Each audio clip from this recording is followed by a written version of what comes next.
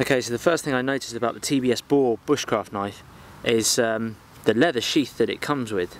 It's an Immaculate leather sheath, and actually it's a little bit different to your conventional knife sheaths, really, your kind of dangler, Nordic dangler type sheaths.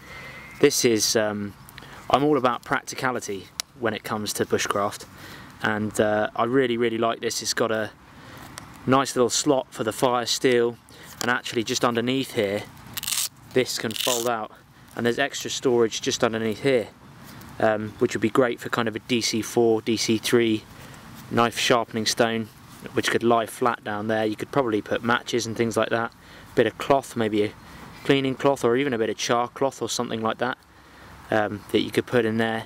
It's very practical, which I love. I think it's brilliant. And to have your fire steel, you know, connected to the sheath itself, it's just brilliant, because then you could just work. Not that I do use the back of the knife with a fire steel, but you could do if you felt the need arise. The sheath itself is very well stitched. I've actually maintained it with a bit of dubbing just to kind of proof it a bit, because no doubt it's going to get well used. I've been using the fire steel already. It's a really good fire steel. The other great thing about this sheath is that you can actually wear it horizontally on your belt through belt straps here, which is great if you're in a boat and you're canoeing and things like that, and you don't want your knife and your sheath digging into your hip. So it's kind of got the option to wear it horizontally and vertically through the loop there. I personally prefer to wear mine vertically, because I'm not sitting down too much. I'm generally, standing up doing things, and it makes it easier for me to get the knife out. It's just a simple pop catch there, and the knife slides out. So overall, really great sheath. Love the practicality of it. Really good quality leather. I'll probably change the cordage a bit here.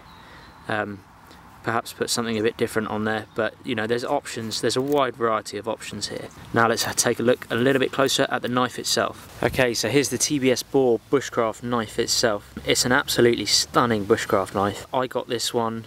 I chose to get it in Turkish walnut. The scales, the handle. I prefer. A lot of people got the curly birch version. I've seen a lot of curly birch kind of versions out there, and people with videos on curly birch. So I decided to be a bit different and go for a pretty unique one, really. This is darker than what it would normally seem, this Turkish walnut, because I've treated it with linseed oil for the last 7 days. I've been treating this handle with linseed oil, just wiping it on with a cloth once a day, and that's why it's got that lovely dark colouring to it now. And I think it looks really nice. And the great thing is the fire steel itself is matching as well. Matches the knife handle. It's Turkish walnut too, which I think is really nice. Just a nice touch there, and they give you that option, which is great. Overall, really good, well balanced blade. It's made of Bowler K720 high carbon tool steel. I've not really heard of K720 tool steel before. I've heard of your O1 tool steel, which is generally a kind of good strong material. I definitely opted for the high carbon blade purely for the knife sharpening properties. The stainless steel, admittedly, it would probably obviously not rust as quick, but it's much trickier to sharpen. So I preferred to go for a high carbon steel blade purely because it's easier to sharpen. I'll be using it a lot, and I'd rather have a blade that's easier to sharpen. And I can maintain this with some basically gun oil, really. You can get kind of cheap Bisley, your standard Bisley gun oil, which would help to maintain the blade itself. So it's high carbon tool steel, K720, as I said. It's a really unique steel, actually. It's very tough, and it sharpens really well. You've got that Scandinavian grind there on the bevel, which is standard generally with your bushcraft knife, a Scandi grind, and it holds a really good edge. It comes very sharp, very sharp when you get this in the box. You've got the kind of Boar logo there, which I really like. That's a really good touch. And you've got the TBS logo on the other side. The blade itself is 4mm thick, so a nice. That's probably the ideal thickness for a bushcraft blade, I would say. 4mm thick, and it's a full tang, so it's very well balanced. Beautiful blade. The length of the blade itself is 110mm.